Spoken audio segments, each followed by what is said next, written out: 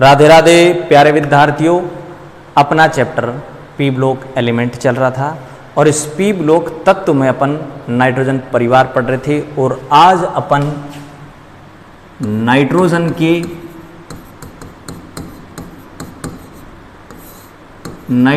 के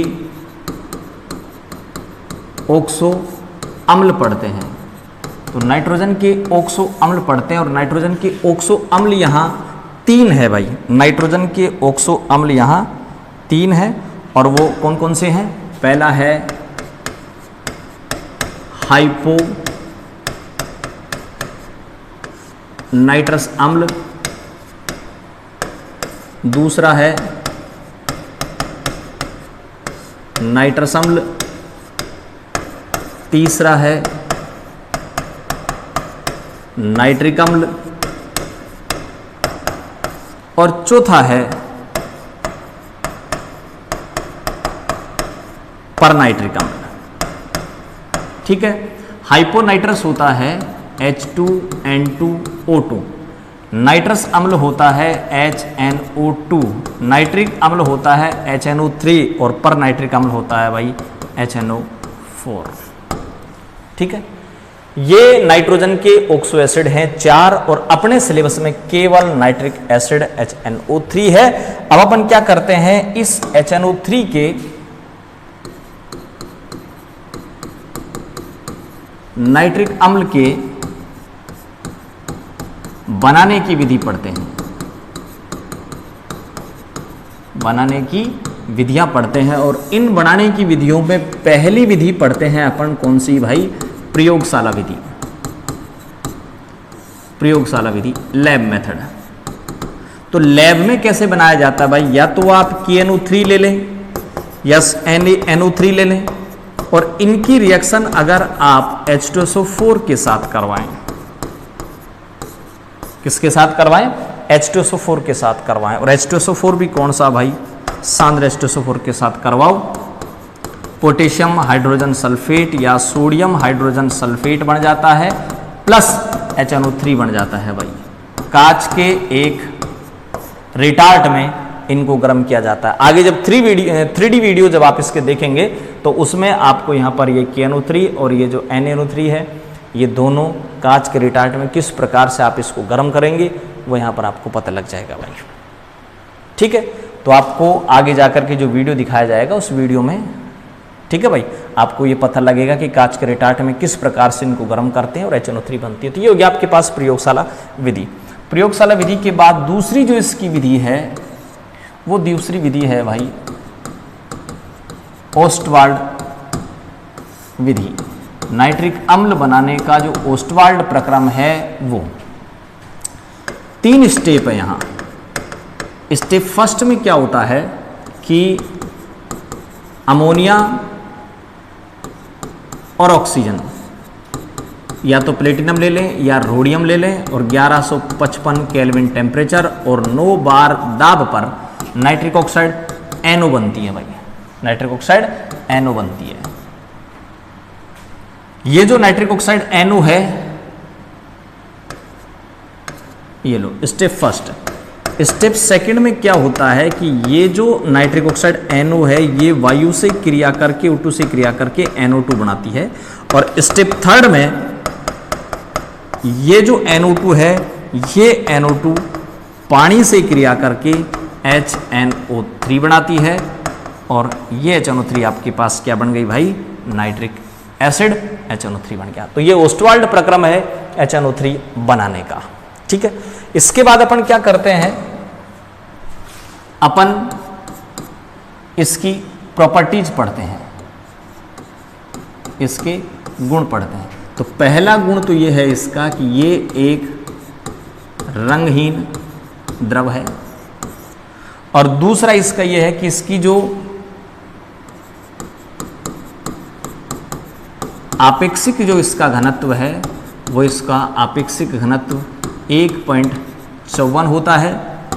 तीसरा, अगर आप इसके क्योथनांक की बात करें तो इसका जो क्योथनांक है वो इसका क्योथनांक 359 केल्विन होता है और अगर इसको बहुत ज़्यादा ठंडा कर दिया जाए तो ये सफ़ेद रंग के सफ़ेद रंग के ठोस में कन्वर्ट हो जाता है, सफ़ेद रंग के ठोस में कन्वर्ट हो जाता है। और चौथा, अगर मान लीजिए आप इस HNO3 को सनलाइट में छोड़ देते हैं तो ये NO2 बनाता है, और इसी NO2 के कारण कांच में रखा हुआ जो HNO3 है वो आपको पीला दिखाई देता है। तो HNO3 के पीले दिखाई देने का रीजन है NO2 गैस। ठीक है, और इसकी अगली प्रॉपर्टीज है कि अगर मान लीजिए इस HNO3 की बात करें तो ये एक स्ट्रॉन्ग एसिड है, क्योंकि इसका 100% आयनन हो जाता है। तो ये जो HNO3 है, इस HNO3 को अगर आप पानी में पटकेंगे तो ये हाइड्रोनियम आयन बनाता है प्लस NO3-1 बनाता है। तो स्ट्रॉन्ग एसिड है क्योंकि इसका 100% आयोनाइजेशन हो जाता है, ये इसकी प्रॉपर्टीज। और नाइट्रोजन के जो ऑक्सो एसिड चल रहे थे वो मैंने आपको बताया, वो 4 होते हैं। Hypo nitrous acid H2N2O2, nitrous acid HNO2, nitric acid या नाइट्रिक अम्ल HNO3 और पर नाइट्रिक एसिड HNO4। तो 4 अपने पास ऑक्सो एसिड हैं नाइट्रोजन के, हाइपोनाइट्रस, नाइट्रस, नाइट्रिक और पर नाइट्रिक। अपने सिलेबस में केवल नाइट्रिक एसिड है HNO3, ये इसकी स्ट्रक्चर दिखाई जा रही है जिसमें बीच में N है, एक OH है, एक ऑक्सीजन डबल बॉन्ड O बना रहा है और एक ऑक्सीजन कोऑर्डिनेट बॉन्ड से जुड़ा हुआ है। तो ये जो नाइट्रिक अम्ल है इसकी स्ट्रक्चर ये दिखाई गई है, एक ऑक्सीजन डबल बॉन्ड, एक ऑक्सीजन कोऑर्डिनेट बॉन्ड बना रहा है और एक जुड़ा हुआ है इसके साथ OH। ये नाइट्रिक एसिड की स्ट्रक्चर है। अगर मान लीजिए इसको लैब मेथड द्वारा अगर आप इसको बनाएं, प्रयोगशाला विधि अगर इसकी बात करें तो देखो ये कांच का एक रिटार्ट दिखाया गया है, इसका ढक्कन हटा करके अपन इसमें डाल रहे हैं। पहले से इसमें पड़ा हुआ है KNO3 और अब ऊपर से डाल दिया अपन ने H2SO4, सांद्र H2SO4। इन दोनों की रिएक्शन होगी गर्म करने पर। KNO3 पहले से पड़ा हुआ था, ऊपर से अपन ने सांद्र H2SO4 डाल दिया और अब आप इसको गर्म कर रहे हैं तो KNO3 और सांद्र H2SO4 की क्रिया द्वारा यहाँ पर HNO3 बनता है और नाइट्रिक ऑक्साइड NO बनती है भाई।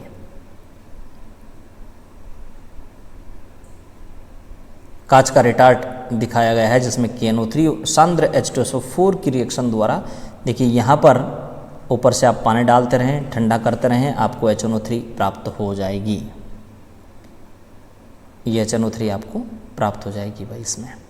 तो KNO3 और NaNO3 में आपने H2SO4 डाल दिया, HNO3 बन गया। अगर मान लीजिए आप इसको कमर्शियल स्केल पर इसका फॉर्मेशन करना चाहें तो आपके पास प्रक्रम होता है ओस्टवाल्ड प्रोसेस, और इस ओस्टवाल्ड प्रोसेस का इंस्ट्रूमेंट आपको दिखाया गया है और इसकी जो रिएक्शन है वो 3 स्टेप में होती है। पहले स्टेप में अमोनिया और ऑक्सीजन प्लेटिनम कैटलिस्ट की उपस्थिति में 1155 केल्विन टेम्परेचर और 9 बार प्रेशर पर फर्स्ट स्टेप में बनता है नाइट्रिक ऑक्साइड NO।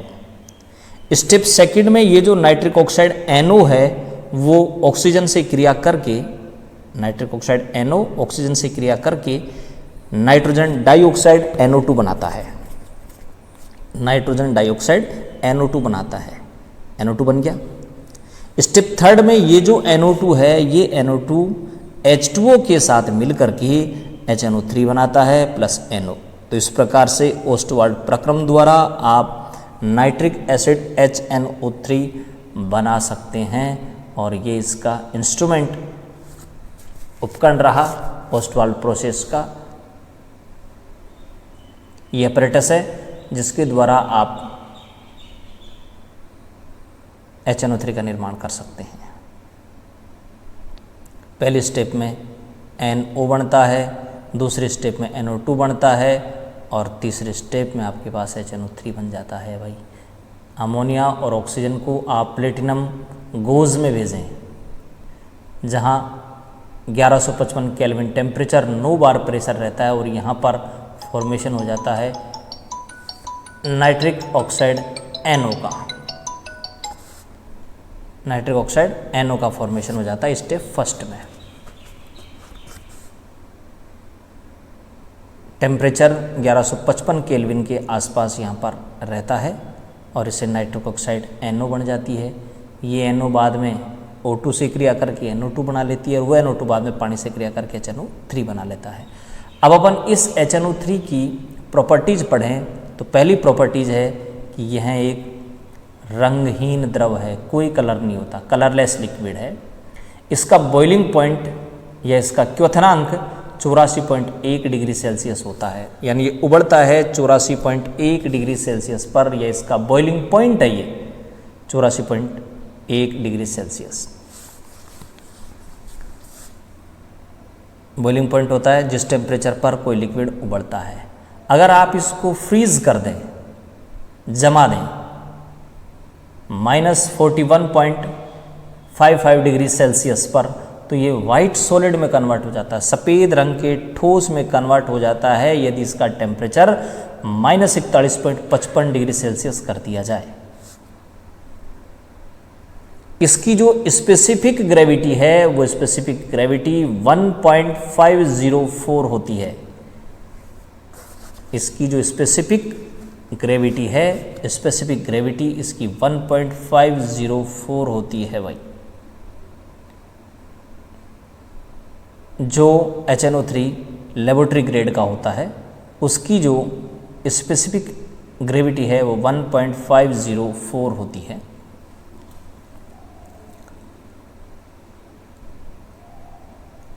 अपन अगर नाइट्रिक एसिड को लैब में देखेंगे तो जिस बोतल में लैब में रखा हुआ रहता है तो इसका जो कलर है वो येलो दिखाई देता है। अब इसके पीले कलर के नाइट्रिक एसिड के, मैंने पहले कहा कि रंगहीन द्रव है लेकिन ये पीले कलर का दिखाई देता है। इसका रीज़न क्या है? कलरलेस लिक्विड बताया मैंने, लेकिन फिर मैं कह रहा हूँ कि पीले रंग का आपको दिखाई देगा। इसका रीज़न ये है कि अगर आप HNO3 को सनलाइट में छोड़ देते हैं तो इसके डिकम्पोजिशन से NO2 गैस बनती है। HNO3 का अगर विघटन हो जाएगा तो इस HNO3 के विघटन से NO2 बनती है और उसी NO2 के कारण HNO3 येलो कलर का दिखाई देता है भाई। HNO3 सनलाइट की उपस्थिति में NO2 बनाता है, नाइट्रोजन डाइऑक्साइड बनाता है और इसी नाइट्रोजन डाइऑक्साइड के कारण ये आपको दिखाई देता है पीले रंग का। तो HNO3 जो कांच की बोतल में रखा हुआ रहता है लैब में, वो आपको पीले रंग का दिखाई देता है। उसका कारण है कि HNO3 सनलाइट की उपस्थिति में NO2 बनाता है और इसी NO2 के कारण वो आपको येलो कलर का दिखाई देता है। तो ये हो गया आपके पास कि HNO3 से नाइट्रोजन डाइऑक्साइड NO2 बनती है जिसके कारण ये पीले कलर का दिखाई देता है नाइट्रिक एसिड HNO3।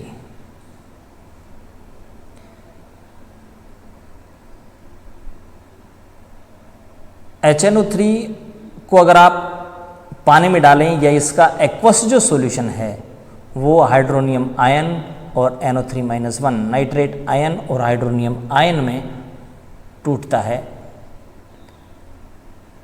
आर्रेनियस, अगर आप थ्योरी की बात करें तो आर्रेनियस ये कहता है कि जो H+ देते हैं वो एसिड होंगे और जो बड़ी आसानी से H+ दे देते हैं या जिनका 100% आयोनाइजेशन हो जाता है वो स्ट्रॉन्ग एसिड हैं। तो ध्यान रखना, इनका डिसोसिएशन ऑलमोस्ट 100% हो जाता है, 100% वियोजित हो जाता है HNO3। इस कारण से ये एक स्ट्रॉन्ग एसिड है। तो HNO3 ध्यान रखना स्ट्रॉन्ग एसिड है, उसका रीजन है कि ये 100% आयनित हो जाता है, 100% इसका डिसोसिएशन हो जाता है, इसलिए ये स्ट्रॉन्ग एसिड है। और ये हाइड्रोनियम आयन HNO3 और नाइट्रेट आयन NO3-1 बनाता है। स्ट्रॉन्ग एसिड है HNO3, स्ट्रॉन्ग एसिड है और इसकी जो ऑक्सीडाइजिंग प्रॉपर्टी है वो होती है NO3-1 के कारण। ऑक्सीडाइजिंग प्रॉपर्टी NO3-1 के कारण ये एक स्ट्रॉन्ग ऑक्सीडाइजिंग एजेंट है, ऑक्सीकारक है, प्रबल ऑक्सीकारक। अगर ये हॉट हो और कंसंट्रेट हो तो सांद्र और गर्म जो HNO3 है वो एक पावरफुल ऑक्सीकारक है, पावरफुल ऑक्सीडाइजिंग एजेंट है।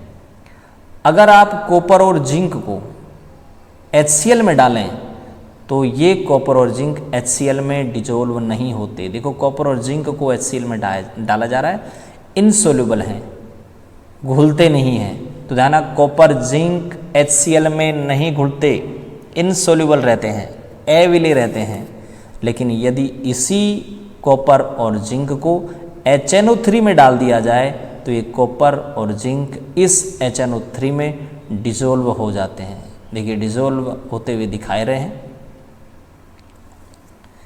जा रहे हैं कि कॉपर और जिंक HNO3 में डिजोल्व हो गए।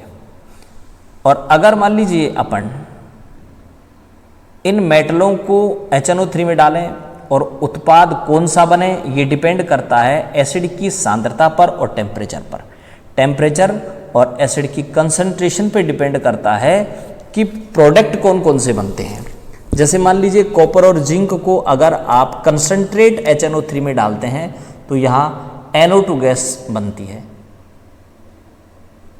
अगर कॉपर और जिंक को कंसंट्रेट HNO3 में डालते हैं तो NO2 गैस बनती है। और अगर इसी कॉपर और जिंक को डाइल्यूट में डालते हैं, कॉपर और जिंक को डाइल्यूट HNO3 में डालते हैं तो कॉपर तो बनाता है NO और जिंक बनाता है N2O। तो इसका मतलब कॉपर और जिंक को HNO3 में डालने पर प्रोडक्ट कौन सा बनेगा वो डिपेंड करता है HNO3 की कंसंट्रेशन पर। डाइल्यूट हो तो कॉपर बनाएगा NO, जिंक बनाएगा N2O, और अगर कंसंट्रेट हो तो कॉपर और जिंक NO2 बनाएंगे। क्रोमियम, एल्यूमिनियम और आयरन, इन मेटलों की बात अगर की जाए तो इन मेटलों के ऊपर ऑक्साइड की एक लेयर बन जाती है। क्रोमियम, एल्यूमिनियम, आयरन को HNO3 में डुबोया जा रहा है और जब इस मेटल को इस HNO3 से बाहर निकालेंगे तो बाहर निकालने पर आप देखेंगे कि इसके ऊपर एक ऑक्साइड की लेयर बन जाती है। क्रोमियम, एल्यूमिनियम और आयरन के ऊपर ऑक्साइड की एक लेयर बन जाती है। तो ये HNO3 की प्रॉपर्टी चल रही थी। अगर मान लीजिए आप नोबल मेटल जैसे सोना है, प्लेटिनम है, इनको HNO3 में डालेंगे तो इनको HNO3 में डालने पर ये इसमें इनसोल्यूबल रहते हैं, गर्म है, सांद्र है, फिर भी AU, PT इस HNO3 में नहीं घुलती हैं। लेकिन ये AU और PT एक्वारेजिया में घुल जाती हैं। अगर आप इनको एक्वारेजिया में डालें तो एक्वारेजिया में घुल गई। देखो एक्वारेजिया होता है नाइट्रिक एसिड 1 भाग और HCl 3 भाग, इन दोनों को मिक्स किया जाए। किस किस को? HNO3 और HCl को। HNO3 3 भाग, HNO3 1 भाग और HCl 3 भाग को मिला करके एक्वारेजिया बनता है। आप उसको एक्वारेजिया बोलते हैं। और ये एक्वारेजिया नोबल मेटल जैसे AU, PT इनको भी अपने अंदर डिजोल्व कर लेता है। और उसका रीज़न ये है कि ये जो एक्वारेजिया, इस एक्वारेजिया में नवजात क्लोरीन बनती है, नेसेंट क्लोरीन बनती है। ये जो नवजात क्लोरीन है, इसी नवजात क्लोरीन के कारण ये AU और PT इस एक्वारेजिया में डिजोल्व हो जाती हैं। ये PT और ये AU को जब आप एक्वारेजिया में डालते हैं तो AU तो बनाता है क्लोरोरिक एसिड और PT बनाता है क्लोरप्लेटिनिक एसिड, और ये दोनों ही उसी नवजात क्लोरीन के कारण बनती हैं। तो AU क्लोरोरिक एसिड बना देता है और PT क्लोरप्लेटिनिक एसिड बना देता है, और AU और PT एक्वारेजिया में घुल जाती हैं भाई। तो ध्यान रखना, एसिड नोबल मेटलों को अपने अंदर नहीं घोलता, लेकिन एक्वारेजिया इसको अपने अंदर घोल लेता है। सांद्र HNO3 नॉन मेटल को ऑक्सीकृत कर देता है, ऑक्सीडाइज कर देता है। नॉन मेटल जैसे कार्बन हो गया, सल्फर हो गया, फास्फोरस हो गया, आयोडीन हो गया। तो सांद्र HNO3 अधातुओं को ऑक्सीडाइज कर देता है, नॉन मेटल को ऑक्सीकृत कर देता है, नॉन मेटल को ऑक्सीडाइज कर देता है। जैसे कार्बन से H2CO3, फास्फोरस से H3PO4, सल्फर से H2SO4 और आयोडीन से आयोडिक एसिड बन जाता है। यानी कार्बन, फास्फोरस, सल्फर और आयोडीन की अगर HNO3 के साथ रिएक्शन करवाई जाए तो कार्बन कार्बोनिक एसिड बनाएगा, फास्फोरस फास्फोरिक एसिड बनाएगा, सल्फर सल्फ्यूरिक एसिड बनाएगा, आयोडीन आयोडिक एसिड बनाएगा और बाकी जो प्रोडक्ट है वो सब में सेम है, H2O और NO2। तो H2O और NO2 तो बनेगा इस, और इसके साथ साथ कार्बन, फास्फोरस, सल्फर और आयोडीन अपने एसिड बनाएंगे। Carbon carbonic acid, phosphorus phosphoric acid, sulphur sulphuric acid और आयोडीन आयोडिक एसिड बनाता है। तो ये हो गया कि सांद्र HNO3 अधातुओं को ऑक्सीकृत कर देता है। सांद्र HNO3 नॉन मेटल को ऑक्सीडाइज कर देता है। कार्बन, फास्फोरस, सल्फर, आयोडीन इनको HNO3 के साथ रिएक्शन करवाने पर इन सभी का ऑक्सीडेशन हो जाता है। तो ये हो गया कि भाई HNO3 एक स्ट्रॉन्ग ऑक्सीडाइजिंग एजेंट है। NO3-1 आयन का एक ब्राउन रिंग टेस्ट होता है लैब में। ब्राउन रिंग बन जाती है, दो विलयन जहाँ मिलते हैं दोनों विलयनों के संगम स्थल पर एक ब्राउन रिंग बनती है। दो विलयन मिक्स होते हैं, दोनों विलयनों के बीच में आपको ब्राउन रिंग दिखाई देगी। देखो यहाँ पर आपको दिख रहा है। अगर मान लीजिए आप एक्वस सॉल्यूशन ऑफ नाइट्रेट लें, नाइट्रेट साल्ट का लें और इसमें FeSO4 का ताज़ा सॉल्यूशन डालें, FeSO4 का ताज़ा सॉल्यूशन डालें। पहले से एक टेस्ट ट्यूब में NO3- का सॉल्यूशन था, फिर उसमें आपने FeSO4 का ताज़ा विलयन डाल दिया और अब आप सांद्र H2SO4 टेस्ट ट्यूब के सहारे से डालें तो दोनों विलयन जहाँ मिलेंगे वहाँ पर एक भूरे रंग की, ब्राउन रंग की एक रिंग बन जाएगी। H2SO4 जैसे जैसे इसमें जाता जाएगा तो देखो जहाँ दो विलयन मिल रहे हैं उनके बीच में एक ब्राउन रंग की रिंग बन जाती है। तो ये हो गया ब्राउन रिंग टेस्ट। और ये ब्राउन रिंग टेस्ट होता है NO3-1 आयन की उपस्थिति का पता लगाने के लिए कि दिए गए साल्ट में NO3-1 है या नहीं, इसका पता लगाने के लिए अपन ब्राउन रिंग टेस्ट करते हैं भाई। तो ये जो ब्राउन रिंग टेस्ट है ये होता है NO3-1 का। ये टेस्ट बड़ी सावधानी से करते हैं, टेस्ट ट्यूब हिलनी नहीं चाहिए और H2SO4 बिल्कुल टेस्ट ट्यूब के सहारे से जाना चाहिए। FeSO4 ताज़ा होना चाहिए, FeSO4 का विलयन। तो NO3-1 जो FeSO4 का ताज़ा विलयन आप डालते हैं उससे बनती है नाइट्रिक ऑक्साइड NO। पहले से उपस्थित NO3-1 था, आपने Fe+2 H2SO4 डाला, नाइट्रिक ऑक्साइड NO बनी। ये नाइट्रिक ऑक्साइड NO FeH2O का होल 6+2 के साथ मिलकर के एक कॉम्प्लेक्स बनाती है FeH2O का होल 5 NO ऊपर चार्ज +2। तो ये ब्राउन रंग का एक कॉम्प्लेक्स बनता है जिसके कारण आपको ब्राउन रिंग दिखाई देती है। तो ये जो ब्राउन रिंग है, इस ब्राउन रिंग का फॉर्मूला है FeH2O का होल 5 NO बड़ा ब्रैकेट बंद और ऊपर चार्ज +2। तो ब्राउन एक कॉम्प्लेक्स बनता है, ब्राउन कलर की एक रिंग बनती है। और ये पढ़ रहे थे आप HNO3 नाइट्रिक एसिड। और इस HNO3 नाइट्रिक एसिड के अगर आप यूज़ देखना चाहें तो इसके यूज़ हैं। पहला इसका उपयोग है कि मैन्युफैक्चर ऑफ डाई ड्रग्स, रंजक, डाई होते हैं रंजक, रंजक और दवाइयों के निर्माण में।